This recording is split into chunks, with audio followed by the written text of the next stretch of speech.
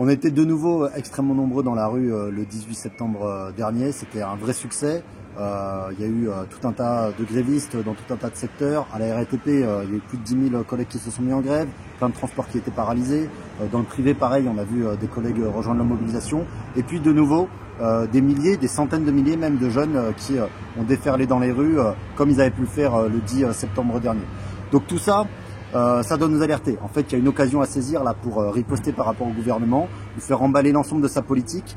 Et du coup, l'enjeu, c'est d'amplifier la mobilisation. Après le 10, après le 18, il faut des suites rapides parce que c'est comme ça qu'on va pouvoir amplifier ce rapport de force dont on a besoin pour les faire reculer. Oui, on a vu que l'intersyndicale avait décidé de demander un ultimatum à Le Cornu. Franchement, c'est vraiment ridicule. Bon, le mec, il est encore plus à droite que François Bayrou, et on pense qu'il va nous faire des cadeaux comme ça facilement. Je sais pas, peut-être que maintenant, Sophie Binet et ses amis, ils se sont mis à croire au Père Noël, mais nous, c'est pas là-dessus qu'on compte pour faire reculer ce gouvernement de combat.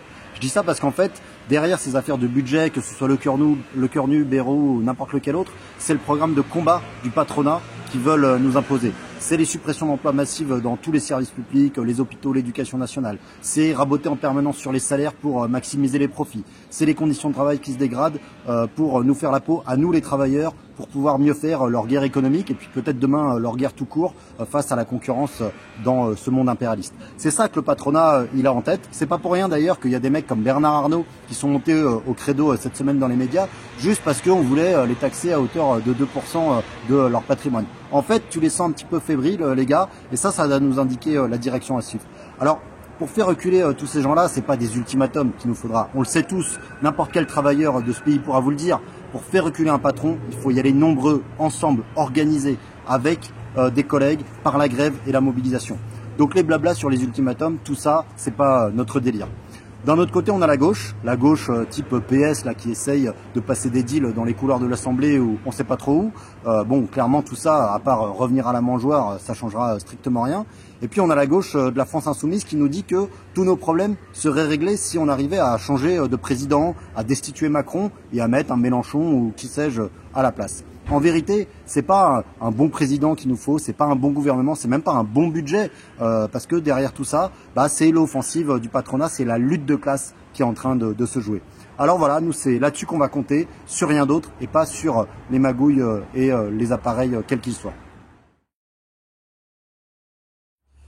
Nous, ce qu'on peut revendiquer, c'est que pendant que eux ils discutent budget d'austérité dans tous les sens, c'est qu'il n'y ait pas un euro d'économie qui soit faite sur le dos des travailleurs, sur notre vie à nous. Pas un euro. C'est pas à nous de payer pour qu'ils s'engraissent et qu'ils accumulent des milliards en haut de la société.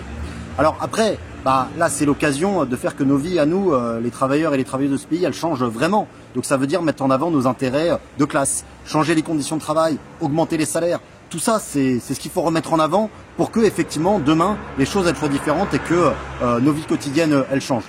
Et puis ce qu'on voit, c'est que dans ce mouvement, il y a aussi tout un tas de jeunes qui sont là pour revendiquer la solidarité avec le peuple palestinien contre le génocide qui est en cours.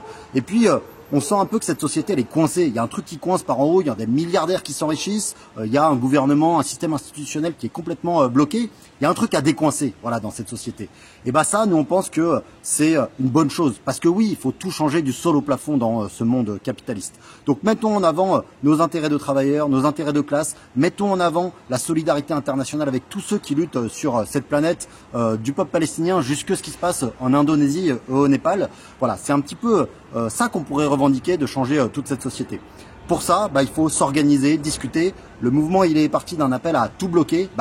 Tout bloquer parce que dans cette société, c'est nous qui faisons tout tourner, les travailleurs. Et donc, on a la capacité de mettre un coup d'arrêt au fonctionnement de cette économie et de relancer les choses complètement différemment. Alors, amplifions la mobilisation, discutons-en entre nous sur nos lieux de travail et ne lâchons rien pour la suite.